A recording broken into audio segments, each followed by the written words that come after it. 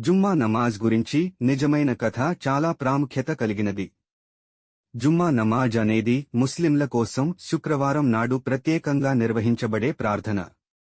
ఇది అనేక వందల సంవత్సరాలుగా కొనసాగుతుందని పైగంబర్ ముహమ్మద్ సల్లల్లాహు అలైహి వసల్లం మరియు ఆయన సహచరులు, సహాబాలు నుండి ప్రారంభమైనదని భావిస్తారు. జుమ్మా నమాజ్ పురాణం మౌలికత. మదీనాలో ఇస్లాం పునాదులు బలపడిన తర్వాత పైగంబర్ ముహమ్మద్ సహాబా జుమ్మా నమాజ్ నిర్వహణకు ఆదేశించారు. ఇది శుక్రవారం మధ్యాహ్నం జరిగే ముఖ్యమైన ప్రార్థన. మహత్వం. జుమ్మా నమాజ్ సాధారణ రోజు నమాజ్ కంటే చాలా ప్రాముఖ్యత కలిగి ఉంది.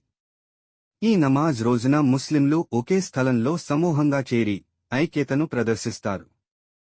ఇది ముస్లింల సంఘీభావం, సామూహికత మరియు సామాజిక సమన్వయానికి గుర్తు. ఖుత్బా.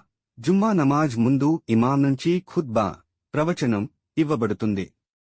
ఈ ఖుత్బాలో ముస్లింలకు ధార్మిక సూచనలు, సమాజానికి సంబంధించిన విషయాలు మరియు ముఖ్యమైన సందేశాలు చెప్పబడతాయి. ఆవశ్యకత.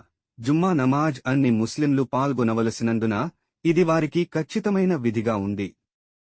శుక్రవారం ఈ ప్రార్థన జరగడం ఒక సాంప్రదాయంగా మారింది. జుమ్మా నమాజ్ అనేది ముస్లింలకు ఒక మహత్తరమైన ఆధ్యాత్మికత మరియు సామాజికతను కలిగిన దైవిక సమయంగా ఉంటుంది. ఈ సందర్భంలో ప్రతి ఒక్కరూ ఒకే ప్రదేశంలో చేరి ఐక్యంగా ప్రార్థన చేయడం ద్వారా వారి మతపరమైన బలాన్ని మరియు సామూహిక బలాన్ని ప్రదర్శిస్తారు.